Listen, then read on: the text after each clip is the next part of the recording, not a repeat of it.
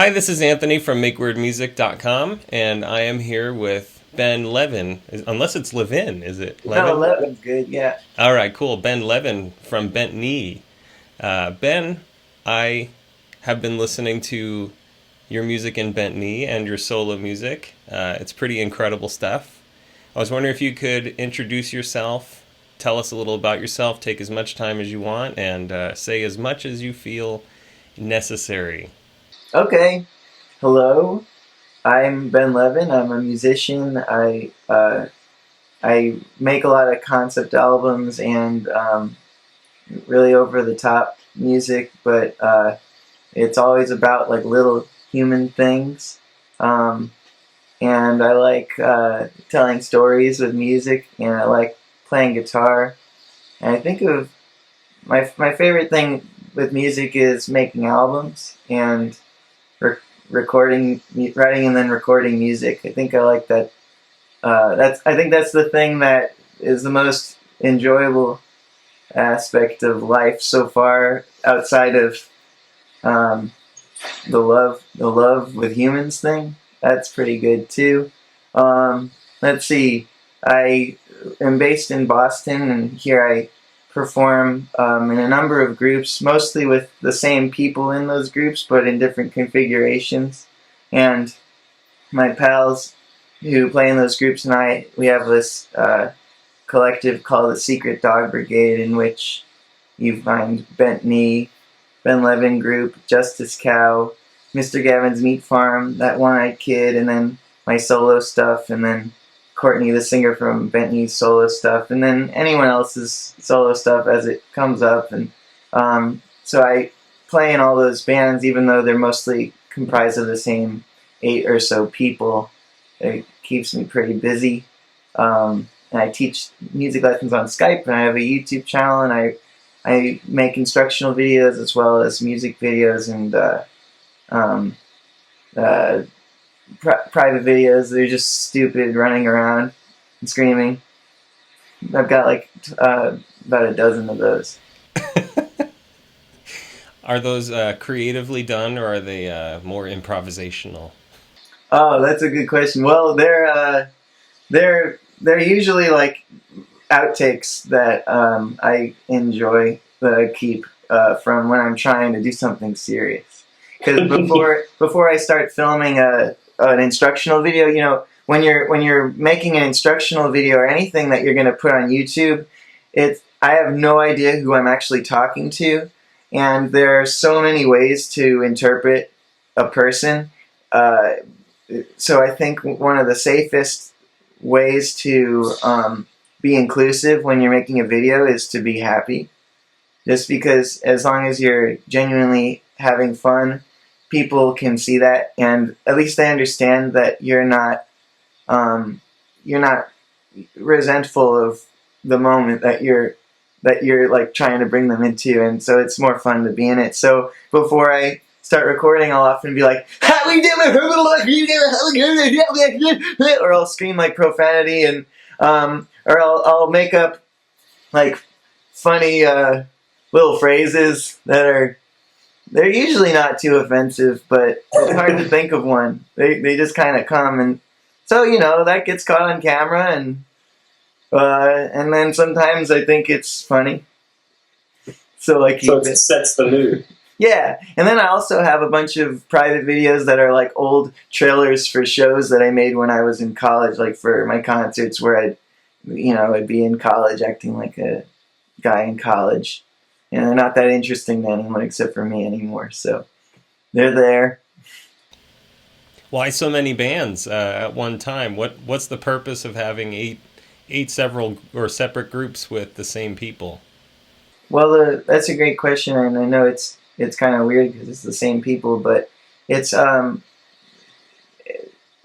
really, everybody wants to be on a team, but everyone also wants to do their own thing, and it's really, you can't really sustainably hire people to play your music when you don't make any money playing that music, and you can't like have 8 bands succeed at once. I mean, maybe someone could, but it seems like such a terrible gamble. Like so because there's no way to get your music played by musicians and pay them, a better thing is to trade, where it's like, I will play all your songs, I'll do whatever you want, and you'll play on my songs, you do whatever I want, and we'll be in this band where we collaborate too. So everyone gets fulfilled in that way. So whoever's got their own kind of path and music that they really want to try gets a chance. And then for Bent Knee in particular, that makes it so that when we're in there, we're much more easy to be democratic. There's a lot less conflict because we've all got some way of satisfying our very nitpicky and control freak types of ideas. And so, yeah, it creates a window for compromise. And it's sort of like an economy of creativity where I have the stuff I do absolutely by myself. That's like Life and Back Menu rap album, and then like I've done that a few times, and then I've got Ben Levin Group, which is music that I write, but ultimately I give an incredible amount of final say and power to everyone in the band, and so it's still pretty egocentric for me, and like pretty satisfying with like I can write the music and then people play it, but there is like a level of dependence and like especially with the producer Vince, who's also in Bent Knee. He mixes all the Ben Levin Group stuff and produces it, and it's really a big collaborative thing, even though it's got my name on it. And then Bent Knee is like the ultimately democratic musical experience where everybody is equally involved in the music, and the band is very familial in that way, and there's no leader. So that's the advantage of many bands with the same people. That's great. How did you guys initially get together? Well, we all mostly met at Berklee College of Music. I'm in this band, that One-Eyed Kid, with someone I went to high school with. His name is Josh Friedman, and he literally has one eye. And that's why the band's called that. But you'll see him in a lot of my videos playing with me. And I've been playing with him for a long time, and then it made sense that when I went to college in Boston, I went to Berklee and he went to BU, and so we continued playing together. And he's been in Ben Levin Group since its second year. It formed in 2007. He's been in it since 2008, and we were in bands throughout high school. And then everyone else I met through Berklee, pretty much, and we all kind of, everyone started in Ben Levin Group to some capacity. Like the violinist from Bent Knee, Chris, and I met through Ben Levin Group, and Courtney saw us at a Ben Levin Group show, and then we started collaborating Bent Knee from that. And Josh, the One-Eyed Kid guy, he's in Ben Levin Group, and Gavin, the drummer in Bent Knee, Ben Levin Group. Just a lot of people. Everyone had something to do with Ben Levin Group. And so that was sort of like the beginning, but you can't... having Ben Levin Group is like, to me, it's like a composing studio thing, but it's very important to me. It's a very special space, but it's very hard to do things by yourself or to always be in charge of everything. It was kind of against the grain for me to truly push that as far as it could, because I wanted everyone to always, I wanted people to take on different jobs and like help me manage the band and stuff, but I realized that like can't happen if it's called Ben Levin Group and it's just my music. And I think it's a maturity thing where you're able to, at a certain age or a certain like level of musical experience, be able to find just as much joy or maybe more in collaborating with others on an equal level than you do bossing them around. And the reason for that, I think, is because when you're in high school, if you ever try to be in a band with people and collaborate, you just fight all the time because everyone's kind of an idiot. I'm not saying like everyone in high school is an idiot, but you're pretty bad at like expressing yourself in a constructive way, and being like bold enough to say what you mean, but also sensitive enough to say it in a constructive way, and also to take criticism. I mean, collaborating in high school is like incredibly hard, but then collaborating in college is only slightly easier. But then when you when you graduate from music school, a few years after you graduate, people start getting pretty good at music and they're pretty good at life too. You know, they start figuring out like who they are for real. And then you can start saying, hey, you know, I have an idea for this, but this person always has great ideas and they might be better than mine and I actually want to hear. And I think that's why it took me so long to like enter a collaborative, fully collaborative project like Bent Knee. And that's, I think, why Ben Levin Group was the first thing that happened, because if you've got a lot of hunger to make albums, you don't necessarily initially trust that everyone's going to do a great job unless you tell them what to do. Right. I just interviewed Jeff Berlin a few weeks ago, and he was talking a lot about music education and schools like Berkeley. You ended up being a very creative person. Do you feel that your music education or the experience you had at Berkeley ended up forming that, or just educating it, or, you know, expanding horizons, all the above? Like, how did that experience affect you as a musician? It helped me to be more creative and find my own voice, because what happened was, at Berkeley, it's sort of like an all-you-can-eat buffet of every kind of musical style, but there's not enough time to really like get the 100% like amazing authentic experience out of any one of them. So unlike other music schools where I think you can be like completely focused on classical or jazz or one thing like that and then become a true expert at that one field, I think Berkeley's advantage is that it gives people a chance to try everything and get pretty good at everything. And so, you know, there are people who get great at one thing there too, but like I think generally speaking, it's a lot more of an experimental school to go to. You just try things out a lot, and so what that does is because you're surrounded by musicians and because you can try any kind of music you want at any time, any semester, you get burned out on. Well, not burned out, but you go through the process of trying and like forming opinions about directions very quickly. And so I think it might have taken me maybe twice as long to discover that I even cared about bluegrass if I hadn't gone to a place that provides bluegrass and metal, because I wouldn't have gotten my metal kick like properly fed. You know, like I really wanted to learn some metal and that was there. I wanted to learn some jazz and that was there. And I wanted to learn some bluegrass and then that was there. And I wanted to learn Middle Eastern music and that was there. And so this whole phase of just figuring out what I like and trying things was accelerated that way. And I don't think it ever truly ends. But what happens is I think that when you're in music school especially, you make music that's about learning music.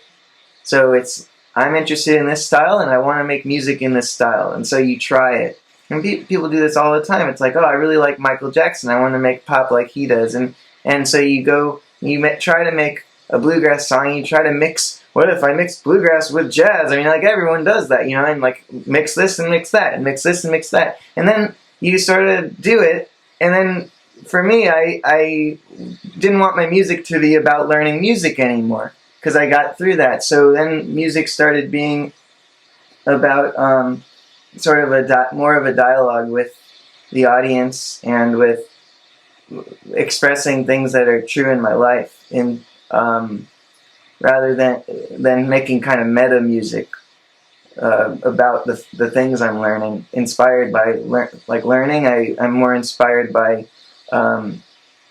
life lessons and I've got an album called Pulse of a Nation, which is the first time that transition took place, where I went from making albums about trying things out to now making albums about my life, and that was about first time I broke up with a serious girlfriend and my grandma died, and these are like normal things that like kind of happen to everyone. It's like you end a first relationship, and if everything goes according to plan, your grandparents die before you and your parents die before you, and it's like really hard. But everyone goes through it, and that's, I think, a really potent place to start writing music. And even if it's instrumental music, it can very clearly be about something like that. And then maybe people don't understand that it is, but they can feel, you know, that it means a lot to you.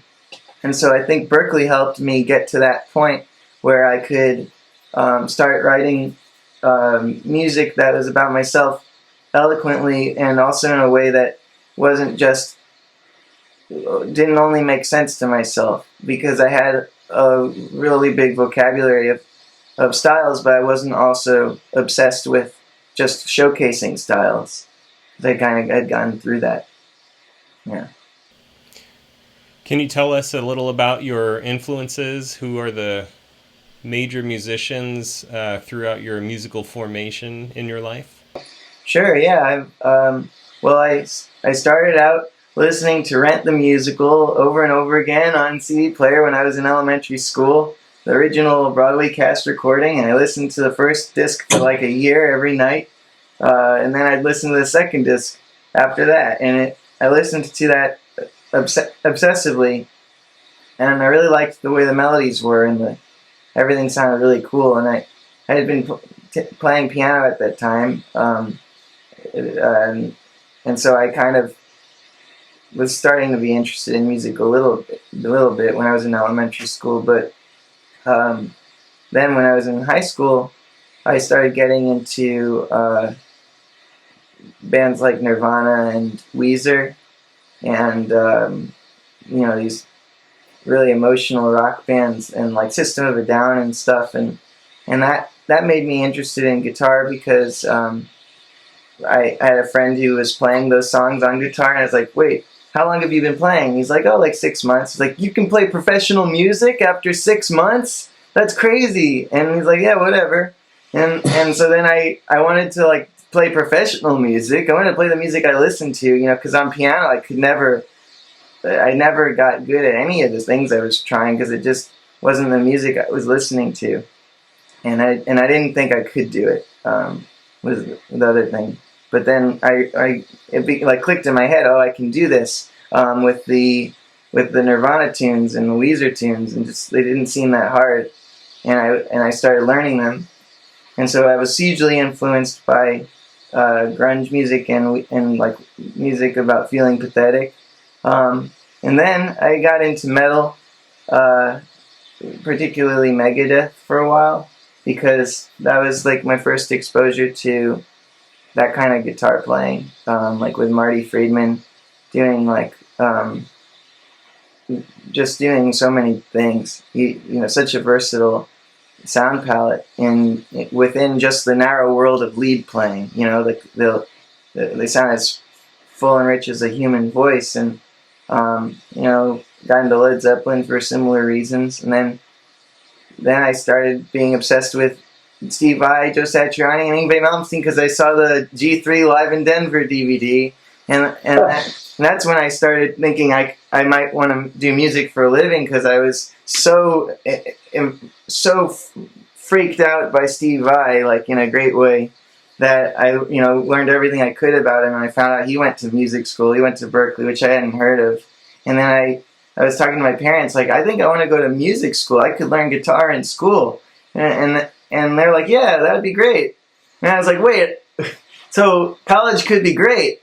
College could be really fun. Like having a job could be guitar. And that was a lot of from Steve Vai, because, Steve Vai, his life, as far as his career goes, as far as the story of his career, is incredibly optimistic. It's like a really positive story. I'm sure he's had all kinds of hardship in his personal life, like everyone does, but his career arc is wonderful. Like it's like if you want to see if it's possible, look at that guy. He went to music school, he ends up in Frank Zappa's band, and then he's playing, before you know it, he's like in all these stadium gigs. But then his greatest music is what got the most attention. Like he started a solo career that was really crazy and creative, and that was like what I wanted to be doing. And I started making albums on my own in high school. I made 4 albums or 5 albums, 4 that actually released, and then and they were horrible. You know, it's like total garbage. And then I got like that was, I mean, I did that for all day, every day when I wasn't at school. So I don't know if I got 10,000 hours from that, but that was like enough time to make a lot of mistakes. And I just made a whole lot of horrible music. And then when I was in college, I made like 3 or 4, and then since then I've made like 10 more. And that's my favorite thing to do. So Steve I had a big role in that. And then after college, I got really big into Sufjan Stevens, and I got really big into Nick Cave and Kendrick Lamar. It's my newest obsession, and there's like the Tune Yards, and I like Esperanza Spalding's new album a lot. And so, you know, just my thing shifted, and now I don't listen to guitarists anymore, but that was a big thing. And so I would say that had the most, like Steve Vai had the most influence probably over my life up to the end of college, and then Sufjan Stevens has had the most influence since then. I love the way he can make songs that are completely magical and enthralling, and they're about subjects I wouldn't otherwise care about, like a whole album about the state of Illinois. I'm from St. Louis, Missouri, and Illinois never seemed interesting, and I never bothered to go there. And then he makes that whole state seem like a fascinating character, and it is. You know, it's a whole state. There's so much happens in a place. And he shows the magic in that, which I think is incredible. And he did that for rodeos, and he did that for Michigan, the state, and then he did that for artists, and he did that for, well, it wasn't that hard to do, but his story, his relationship with his mom, makes that very tangible. And so that's kind of what I'm trying to do as well. Yeah. One thing I found so interesting about your latest solo release is the looseness of time. It's almost like the album is in a dream state where it's like there are several drum patterns going on in slightly different tempos, and you're singing or rapping kind of in your own world, but then it all comes together, it all falls apart, it all comes together. How did you get into that? Because your musical influences, up until you mentioned like Kendrick Lamar and Sufjan Stevens, are pretty straightforward music. I mean, they're unique and interesting, but not so experimental in that sense. Yeah, I think, I think my process is whatever I'm listening to now. You know, in the time when I'm making the album, I mean, I just rip it right out, you know, and then I screw it up because I don't have any experience with it. And so the way that some hip hop is behind the beat, like particularly the new D'Angelo record or any of the J Dilla disciples, and certain tracks on Kendrick's album, like Kendrick's To Pimp a Butterfly is I think that's the greatest concept album I've ever heard.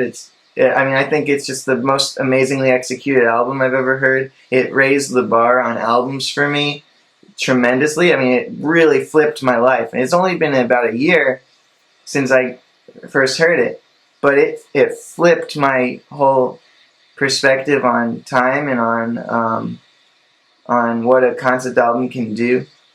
And it was one of the first hip-hop albums, you know, even though it's one of the first hip-hop albums that I love. You know, like, their albums I think are really great, but this is an album that I can't think of any album I love more than it, and that I think is necessary to use what you like about it in your own music. It's necessary to have that love for it, and so the timing, the way they're behind the beat is very nuanced, and it's the result of a lot of time playing the music that came before the music they're playing, and there's a lot of background and subtlety to how that behind the beat goes. But when you're just now finding out about that and pointing at it like a straight line, like I'm gonna go behind the beat now, that creates a much more sort of caricature-like version of behind the beat, and I think that by itself would be pretty stupid and pretty intangible, but I mixed it with all the stuff I know well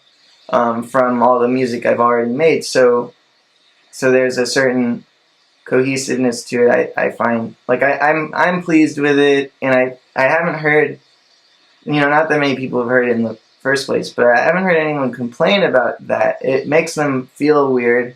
Actually, your coworker was pretty thrown off by it, but I think it eventually makes sense what it's for, because there's microtonal melodies, microtonal music, where it's music where there's notes between the notes, and they use out of tuneness in a standard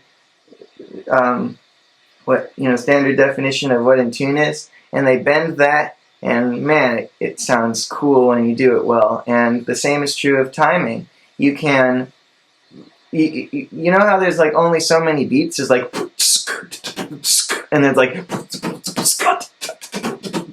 and then it's like,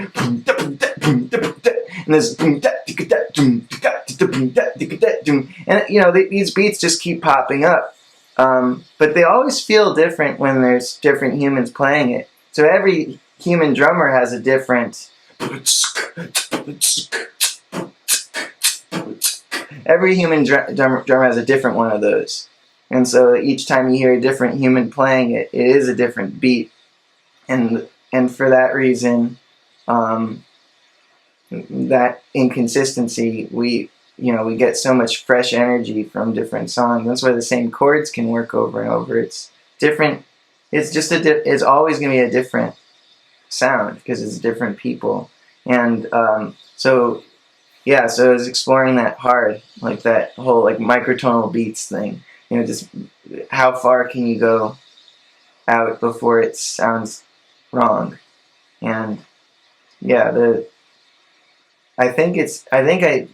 it went so far out that it sounded wrong, I try to make those moments very forcefully disturbing so that I'm using the wrongness. And anytime it felt like it was really in, I'd try to complement it with something beautiful. That's how that went down. A lot of software now on computers is very grid oriented. It doesn't leave a lot of room for those unknown territories. How do you assemble these kinds of rhythmic shifts and microtonal adjustments in whatever software you're using when it's like it's not really a feature that Apple's going to build into Logic Pro or something? Sure, yeah. Well, there's some stuff that's really mathematical, and there's other stuff, like mostly I play the beats in, and that's how I do it, is I'm just not that good, and so they're sloppy. And then you can take, a tip for you musicians is if you make something sloppy and then you loop it in a quantized manner, so the loop always starts perfectly on the one with the grid, then it is not sloppy anymore. Because if you take the out of time thing and loop it perfectly, you feel that pulse, you feel that return. So you can play beats in for like 15 minutes and listen to spots that really stand out, cut those and loop those spots. That's a great start for some really organic but in time, out of time stuff. That's something I do that's pretty feel oriented, they'll just play. But then there's also other tricks, like if you quantize to the quintuplet instead of the triplet or the eighth note, and you don't quantize 100%, the notes don't know where to go, because you usually are playing or typing them on the triplets or on the 16ths, so you're evenly dividing things by 3s or by 4s or by 2s. But when you quantize to quintuplets, they sort of shift closer to the 5, which could be closer to the early 2 or the late 2, and you can write in hi-hat parts and cymbal parts that are hard out, like they're really quantized to the quintuplet, but not all the way, and they're just not followable by themselves. But then you give a really on-time kick and snare, a perfectly executed kick and snare, and the next thing you have is a loose and danceable groove. I just think that some people learn music through an analytical thought, and some people need to jam it and need to hear it, and some people need both, or everyone needs a little of both for sure, but people are skewed more to the I need to understand it on an analytical basis, and other people are more skewed to I just need to absorb it from hearing it. And for me, I think when I can think about something analytically, then I can actually make it organic, because I'm not thinking while I'm doing it anymore. Once I understand the pattern, then I practice the pattern, and then it's no longer thoughtful, and then I can skew the pattern in slight ways based on what's happening around me. And other folks, if they learn a pattern, all they can do is remember the pattern and think about the pattern. It's inhibiting. So I don't know, like, how a guy like Kendrick Lamar, or like some drummers I've played with who just have a really great instinct for the perfect outness. I don't know exactly how they come to know the outness, or if they think of it as outness as much as it's just like how they like beats, and that's it. But like, I know like Kendrick Lamar is a superb musician, so I imagine to some extent, like, it's, even if it's not how he does it, he's probably able to analyze it to some extent and be like, when the snare and the kick are really tight but the bass is really lazy, then you've got an awesome thing there. Like, I don't know how much other musicians think about it as these formulas the way I do. And I also, I'm not authentic with it, in that I haven't learned a lot of the grooves that these grooves are coming from in their original context. I am just doing my own. This is my own like caricature impression of what I've heard from this album that changed my life, basically. Yeah. So that's how I was thinking about it and stuff. Guitar is your primary instrument, correct?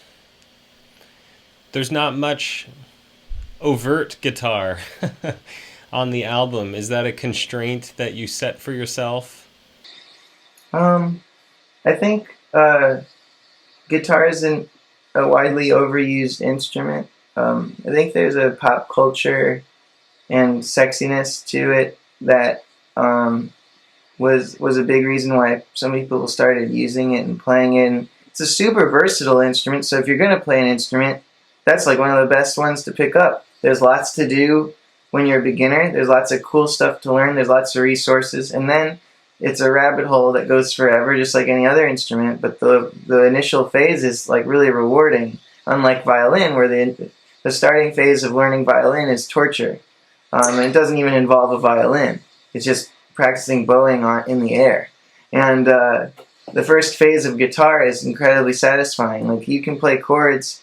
I can show anyone, little kids, adults, anyone, to play 3 chords in a half-hour lesson, and they're not like hard to play. These are perfectly executed one-finger chords, and they're chords. There's no way to say, well, that's just a beginner chord. It's a chord. It's totally legitimate. And then if you put it through distortion, 8-year-old boys are like it's like a life-changing moment. So guitar is incredibly prominent as a social thing and as like a fun instrument to learn, and then everyone who starts a band has them. But I don't think they're treated equally with all the other instruments when people are writing for that reason. I think it's skewed, and they show up just because they're around. So then you have a lot of bands with two guitarists in it, and there's no reason why there's two, and the net result of there being two guitarists is that you can't ever hear anything else. And just like there's drummers who are always riding on the crash cymbal, and they're going, which totally cuts out the vocals, if there are vocals. And, you know, it's not like these people are consciously deciding to cut the vocals out. They're just playing this instrument this way that, you know, they play it and because they're around, and that's what they've got. And I don't think that's a bad thing, but when I'm writing music, I'm thinking about instruments pretty democratically, and the guitar shows up like the amount that I think that sound should show up. And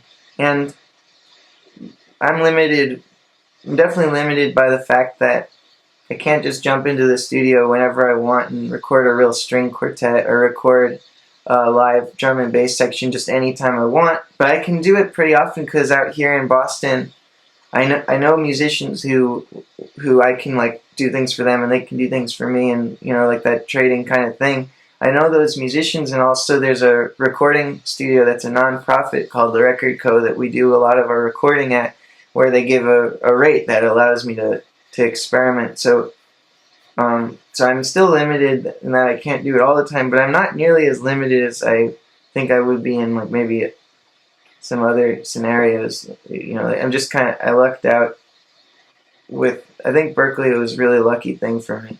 It was lucky that I could go. It was lucky that when I was there I actually met the people who I'm playing with now and that they stayed in Boston.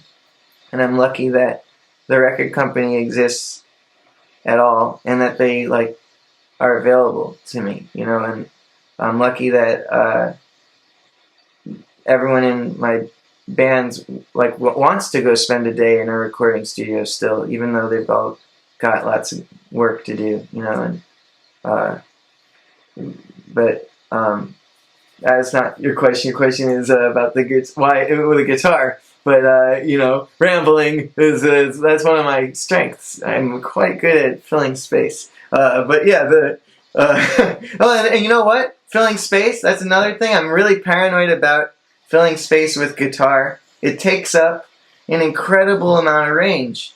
It takes up it takes up a hefty amount of low end, like an absurd amount of mid. And if you're gonna mix piano and guitar, and the guitar is just going blah blah blah blah blah, there's got to be a really compelling reason for those two instruments to be together in that way. And there are lots of compelling reasons for that, but like, you know, they just aren't as common as, say, drums, bass, and one other thing. You know, like drums and bass will be way more prominent in most of my music because I like beats, you know, and there's more often than not a need for beats. There's less often a need for a giant space-taking chord machine, you know, which is guitar. Yeah. Sounds like you think very texturally and sonically, not so much in terms of arrangements, like, oh, I should have the guitar strumming here and I should have the bass doing this here. It's more like filling frequencies and painting kind of musical landscapes. Is that a good characterization? I think about arranging. I think about arranging like voicing a chord. If you play a power chord on guitar, you know, it's just two notes, but the way they are and the way they sound makes a huge sound. Even if it's a clean guitar, even if it's an acoustic guitar, the overtones are so deep and everything is so powerful with just those two notes. And so the same lessons you get from that power chord you can apply to where the bass player is playing on his fretboard and where it lines up with the kick drum. Because one good thump on the kick drum with one good like low F that's sort of muted can be the all the low end you need for the next 2 weeks. And but similarly, if you take that same kick and line it up with the low F on an electric guitar, you're in a totally different situation now in terms of what else can be in the low end, and you've still created that low thumpy F. And so you can voice your whole arrangement like you would voice one chord on an instrument. And so I think of it that way, and I also think of it because I've made a lot of crappy albums. I've made an astounding amount of crappy albums for my age, because usually people are a lot more careful. I think they make better albums in terms of like the number, like, you know, usually people are too scared to make the investment to make a second crappy album after they make the first one. So it's usually people who hit a pretty good sound on their first one who make second ones. I mean, that's not necessarily true, but I just get the feeling like people strike out less than me. And so I like everything since I made Pulse of a Nation in 2009. But before that, stuff that you can't really find for the most part. Some of it's still there, but it's pretty much garbage. And they're a big part of the things I hear that are problems is just poor voicing of instruments. It's just like if you have 4-part counterpoint going on, you have 4 different things going on. I never really asked why. Like, I just thought, wouldn't it be neat to have 4 things happen at once? And I'm not saying you should question all those ideas. You should definitely try them. But like, once you do it, the reason why it's there, I think, should be that it sounds good, not necessarily that you really wanted something with 4 parts in it. And that was kind of where my mind was. It was like, you know, I know Bach does it, and I like Bach. He's interesting, and I know, you know, I like there's this kind of like I'm like Bach kind of part in your brain that was more dominant before Pulse of a Nation, and then in my most recent work, I'm almost never thinking that way, and I think that's an evolutionary thing. Just like, I don't know, like I'll look back to now and notice a lot of mistakes, but I just can't notice them yet. So I don't know what mistakes I'm making, but I'm definitely making mistakes, because right now I can't point to them. It's easy to like point to, you know, even Pulse of a Nation and beyond these albums I can still point to section by section and say how they could be better and change them. And, yeah, like a lot of my music doesn't sound like good live from that time, but it works on a recording because you can cheat, you can double things, and, you know, make it cut through. Yeah. It sounded like a lot of your time is spent teaching guitar lessons on Skype. Is that primarily how you make a living now?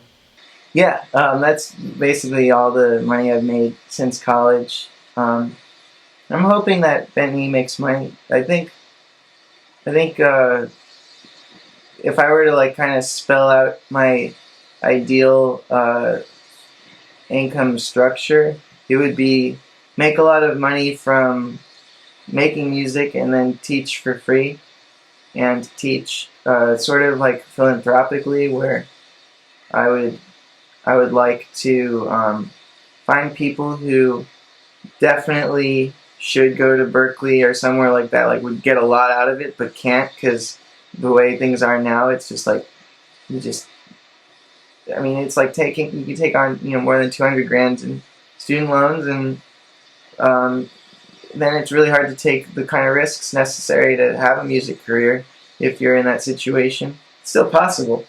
It can be done. I've seen it, but it's unfair, because, you know, like, you definitely get an amazing, one-of-a-kind experience at Berkeley, but I know if you could just get in a music community and have someone guide you through what Berkeley would have been like, you know, if you got one mentor, you pay once a week, and you can get in with the community, it's not the same thing as going there at all, but it's a different way to get probably the same thing. I mean, I know someone who didn't go to college at all, who's one of the people I play with all the time. He's just as good and knowledgeable as me and my Berkeley pals, I mean, he's self-taught, and he was lucky he knew the right questions. You know, he figured out what the right questions were, and lots of questions, and then he found people who could answer because they'd see his passion and they'd answer him. But it looks like it's going to be the other way around for me. It looks like I'm going to be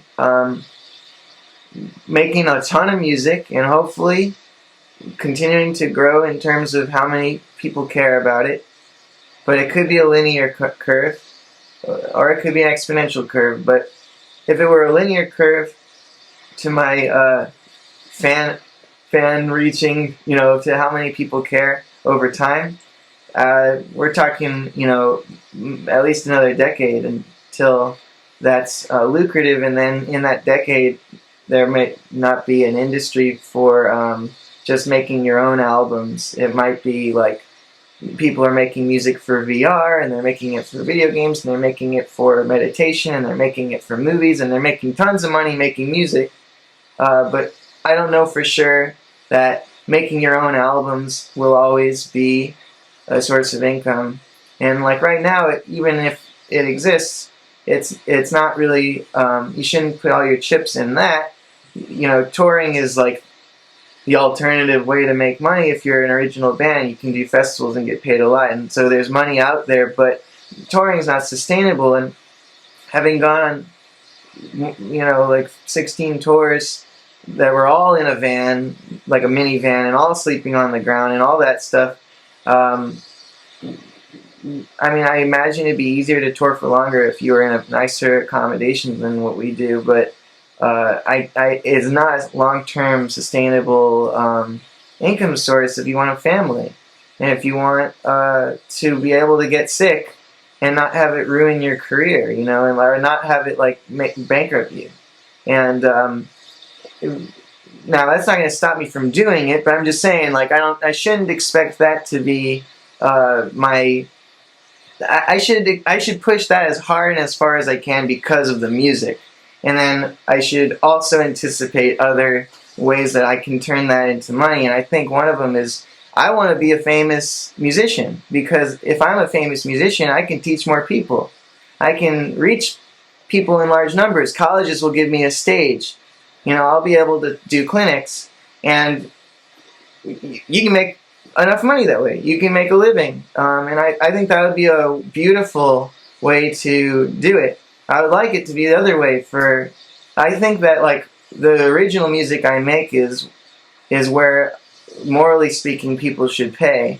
And then for education, we should all like pass down the sacred art of music. But I think that paying teachers is essential, and I'm really glad people do pay for education, and that the more education you can get online for free, the more people I think are realizing the value of one-on-one interaction.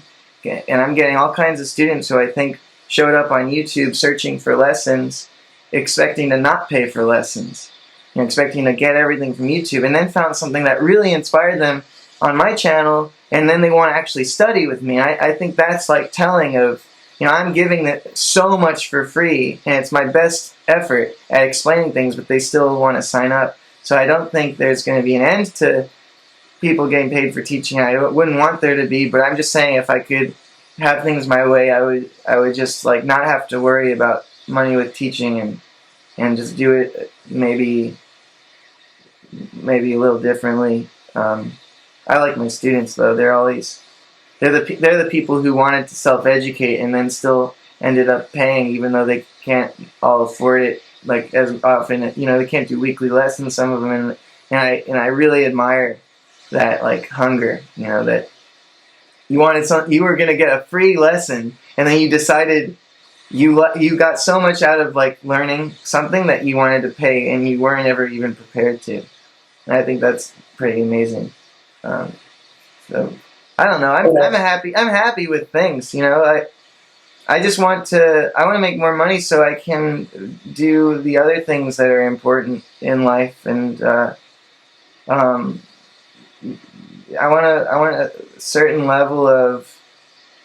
I want to be able to help other people by not always needing to depend on like my health being perfect and my stuff not being stolen, and like, there's emergencies and stuff that's gonna probably be horrible. It's gonna shatter things. I want to have like some money. Yeah. I love I love your passion for all of these things. I think it's really admirable and it's wonderful. Same to you. I'm really impressed with what you're doing. I mean, your website looks beautiful, and it's just, yeah, like your stuff just comes across as really, like you really have a huge heart for it, and like it comes from this deep respect for music, and it's fun to hear it and see it. Thanks a lot. That's really nice of you. I really appreciate that. Um, I have to say, and I think I emailed you about this, I was listening to your latest album, and it was so personal that I had to stop listening to it.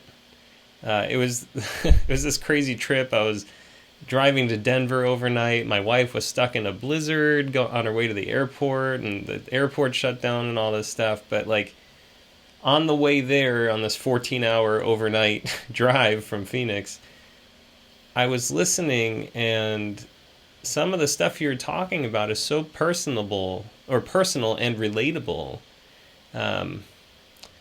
And I just recently delivered a presentation about Make Weird Music to a pretty large audience, and I was so racked by my nerves because it was so personal, and I thought, how did Ben release this music that's so intimate and so deep and personal in a way that's like, it's almost uncomfortable.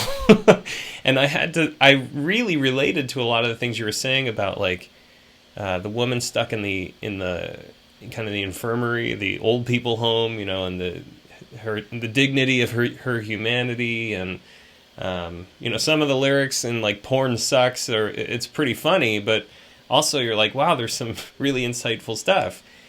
Do you tell me about like what it takes for you to go to that depth and really bear it all for the sake of music? Is that a struggle for you, and did you really have to overcome anything to get to that point? I think it's cool. Thanks for asking me that. I'm really glad that the songs connected in that way, and those are really important issues to me. Like especially ageism. It's a word that like doesn't even get thrown around that much. Like, and when people hear it, it's sort of like fat jokes. People are like not that sensitive to how fat people feel about fat jokes, and not to get on you about the Suge Knight thing. He's kind of a dick, but but no, I'm just saying like it's particularly though with elderly people. I mean, this is where we're going. This is us. Elderly people we are elderly people. If everybody dies, if we assume everybody dies, then we're all already dead. And that's like the majority of history, as far as we know, is going to be us dead, and it's this blip of life. And so, same is true like for the elderly. And I think it's just really sad how like they have to kind of take a back seat on life in society, and then it's just also really sad just how aging looks. It's very hard to cope with that reality, and so it's very important to me. And I think the reason why I write about things so bluntly, and the reason why I'm able to do it is because I trust that if I do it in that format, it's the best chance I have at people kind of seeing it as their own lens of it, like seeing it through their own lens rather than through mine, because music just makes a human more relatable. Like, I'm just a character in your stereo, and like you can only assume who I am, and so you're really imposing yourself into your idea of me, and so for that reason, you can understand me better. Like you can empathize with what I'm saying. It's a perfect medium for empathy, and I don't force enough details on you to make you see my story. I just give you enough to see for you to remember your story, and then compare and contrast it to what I've given, and so I kind of feel like that's my best way of being accepted in these confessions or whatever, whatever they are, and yeah, like uh, with anything that I feel, anything that I feel that I really, if I get it out clearly, if I can really say what I feel, that other people probably feel that in some way, in some part of their mind, like about the porn stuff. I think most people look at porn, and I think within a demographic, I don't know like the stats on this, but I think people look at porn a lot, and I also think that when most people finish looking at porn, they don't like it. Like I think once a man, particularly because I'm a man, I know that how it feels. Once you ejaculate, you want to turn that thing off as fast as possible, and it's like suddenly you're just disgusted with it, and it's this presence in your room that you're like ashamed of, and you go to like great discomfort to like turn it off as fast as you can. And it's not like you're even afraid you're gonna get caught with it. It's just because the idea of it and the sight of it is like appalling after you're done. And I think that's a real telling sign.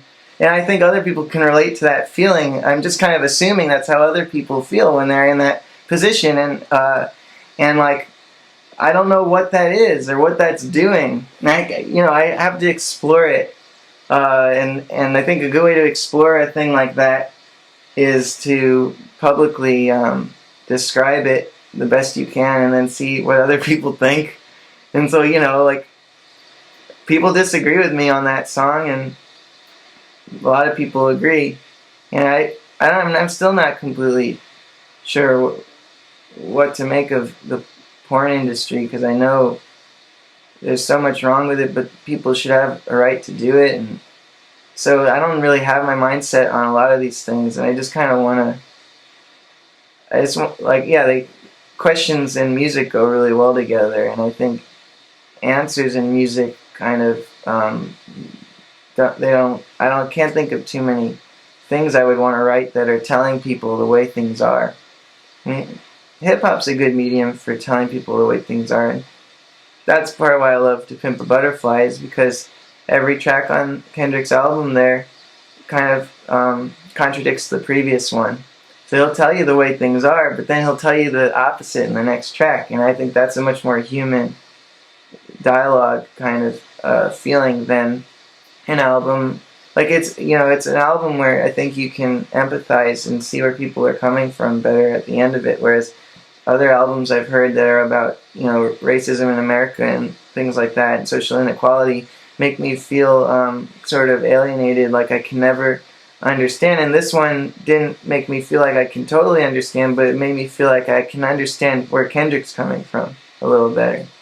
And that's like one guy closer to being able to empathize with someone else. And if an artist can I think it's just a great medium for contradictory statements and for questions and leaving both sides and leaving things up in the air. Yeah. I totally agree. There's an album called From the Corner to the Block by the band Galactic, and every song has a different rapper, and I always just liked the drum parts, and there were some good hooks and stuff, but literally like 5 years after I bought the album, I started listening to the lyrics, and I was like, oh my goodness, this stuff is profound. As a guitar player, as a Steve Vai fan, as a Zappa fan, lyrics were always like, whatever, they kind of decorate the landscape, but on this stuff, it's so deep. And so when I was listening to your album, which I like, Andy Alt introduced me to you as some sort of, you won a Steve Vai guitar competition or something, and then I heard your music, I'm like, what does this guy have to do with Steve Vai? Yeah, but the lyrics they can be really. It's such an opportunity that I don't think I will ever breach. But I was very curious if like if there's a struggle for you, or if it's just like, no, this is my venue and this is how I do it, and I'm much more comfortable doing this than having a conversation about it. Yeah, I think it makes it easier to have a conversation about it when you know somebody's heard the song, because um, well, it's just harder to judge. I think it's just harder to judge someone when they're really opening up. Like we're so afraid of being judged when we open up and become vulnerable. But I think as like the receiver of that opening up, I think past a certain age, people are. It's really hard to like punch that wound, or like to like see someone be that vulnerable and just take advantage of it and push them. But people out there do that, certainly, and it's a risk to open up like that. But it's better to do it, I think. Do your parents hear this music and go, wow, Ben, I never expected this from you? As a father myself, I'm like, what if my kids released music like this? It's pretty out there, and it's very. It makes a statement. It is not benign music, and it is jarring and disjointed at times in a good way. I don't mean that Yeah, in yeah, a yeah. I appreciate those adjectives. but like you said, you exploit the moments where things don't work, and it really does become an uncomfortable experience at times. And then when listening to the lyrics, it's even more uncomfortable. So like, have people close to you, like your parents or a significant other or siblings or anything, had strong reactions to what you do? Well, my parents are amazingly um, understanding. Like if I make something, not just understanding, but like if I make something in a song, then they take it really seriously. And so I have an album called Sea Stories about a sex addict, and he's telling his life story to his daughter, and she ultimately like accepts him for who he is in the end, and it's like a kind of in the Nick Cave style of it's kind of like really influenced by his Nick Cave's album Push the Sky Away, and he's got albums like um, She Was a Light, I Was a Match, I Was the Light That Could Fire Up Her Snatch, like lines like that. But he makes them work, and I think that's really, really amazing. And so in Sea Stories, I have an album, I have a song called Constellations, where the chorus is like, where does Orion keep his belt when he's humping on all fours? If I was made in God's image, does he have a thing for horse? And so they've heard me do this for a while, like these kinds of like ultra jarring lyrics. And I have an album called Freak Machine, and that was like the first time I did that kind of thing. I had a line. The whole thing is sung by Courtney, the girl from Benny who sings, and she says, "My heart says no, but my cock says yes," right in the first song, and she says it with all her might, and that was like, my mom was like, "Can't you say my heart says no, but my thing says yes?" And then I like, that was like the only time I think that ever came up that way, but they immediately, like, once they heard the finished thing, they understood why. I just think they love music too, and they love books, and they're in the science and medicine field, so they're not making music, but they love all that stuff. So I think they understand that that's like what part of what music's for, and so I don't get crap from them. But this one music video I made for Freak Machine, in the climax, my pal who stars in it shits out a rainbow, and and he gets smothered with a pillow that's a monkey, the monkey's head, and there's like a bunch of orgy stuff, and it's a really, and there's tons of blood, and it's really gruesome, and it's appropriately gruesome. It's like the right video for that song. But I know a guy who went up to me one time, and he was like avoiding eye contact with me, and I went up to him, and I said hi because I knew him, and I like him, and he was really shy to talk to me, and like I realized, like I figured out through the conversation after like talking to him for a while that he saw that video and didn't understand the story behind it or like what it meant at all, and just thought I was like this messed up kind of like mean, like evil person who would impose this on people. And that was weird because like once I told him what it was about, it's about a guy who shoots himself in the head and he experiences his greatest humiliations and realizes what he's done as he's going.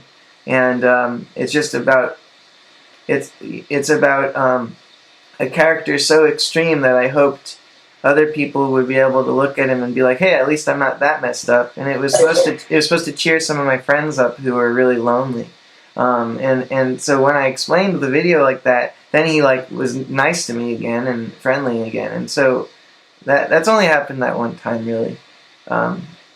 Sometimes people, you give them your best and then they reject you, and I think that's just a necessary piece of taking, I think, a much needed risks. Like you talking in front of all those people and sharing what you're doing and sharing who you are. It's like really valuable because I mean, there's probably a lot of people who want to know how you do what you're doing, and like you'll give them the courage or the little boost they need to go and do what they want to do, and then if people are doing what they want to do, that's great. And you can deny that. You can deny them all of your own like greatness at their expense because of the few people who reject your best, and or even if it's lots of people. Like one thing I always try to remind myself with making weird music is that if I make weird music or music that is very specific and maybe not widely appealing, but like you have to have this certain set of interests to like it. The people who like it feel like included in a often exclusionary social world. Like like if you're like the guy who gets beaten up in middle school, you hang out with the other guys who get beaten up, and that makes it better. And if you're like the only person who likes prog that then you go find prog hangouts, and then they get really close, and like the prog community is really close, the metal community is really close, the hip hop community is really close, and like a lot of underground music scenes are really strong because people can bond. So if you're making super weird music, then there's this chance that you can reach these people who will really love it, who otherwise no one's really making music for them.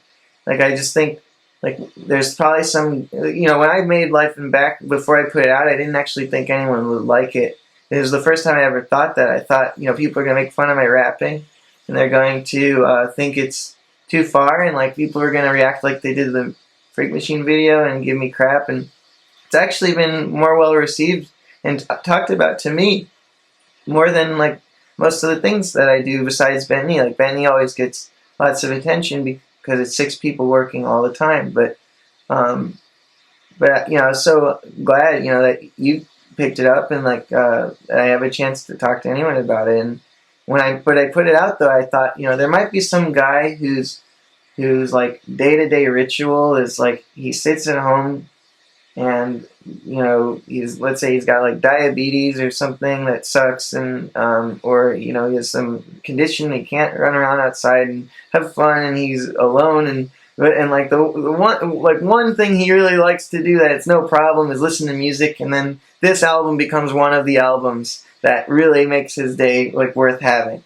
And that's always possible, and you'd never know if it were the case, because what are the odds of the guy contacting you? I mean, usually that doesn't happen, and you have no idea how many people are actually, like maybe the number of views on YouTube or whatever, but you don't really know how many people in the world are really affected by what you're doing on the internet. And you don't want to deny those people anything. Oh yeah. One thing I love about your album is it's easy to get lost in, and I don't understand it. I don't mean like thematically. I just mean like you do so much stuff on there that makes me think about what I do as a musician. Um, and it's so interesting. It's so thought provoking musically. It's really cool to see someone kind of tiptoeing to the edge, but it's not as like several other people I've talked to, like Matthias Eklund was just saying, I want to be on the right side of weird. And I think you're on the edge of the right side of weird, and it's not like, it's not rock in opposition or Henry Cow or something like that. It's its own music, and it still fits within those bounds of like, this is really creative and really interesting, but it's outside enough that makes me think it's another world I don't understand, and it's probably a lot of the roots in hip hop, and my exposure to hip hop is too limited, but there's only so many hours and so many albums. But I can't wait to check out some of the ones you've mentioned. So Yeah, I just say Kendrick Lamar's "To Pimp a Butterfly," and then case closed. I mean, there's obviously tons more amazing hip hop, but I just think that is the greatest expression of what I like about it that I've heard. If you just want to like hear where that all comes from, for me personally, but, yeah. well, I thank you so much for your time. It's really generous of you to give me so much time, and No problem. I appreciate it. It's really fun for me. I'm glad that the music matters to you. And it's not. I'd love to be able to say that. I'd love to be able to say that I can put out an album and I'll know for sure that a lot of people will care, but I never really know for sure. And it's nice when anyone cares. And it's especially nice when someone who cares about music so much cares. that's great, man. And I can't wait to talk to you and Bent Knee about the new album. I have so many thoughts about it and so many ideas on where you got influences, and I could be totally off, but it's what I hear when I listen to You'll it. like them. They're pretty silly. Awesome. Cool. Thank you, Ben. I really appreciate it. Thank you. I'll send you all these files.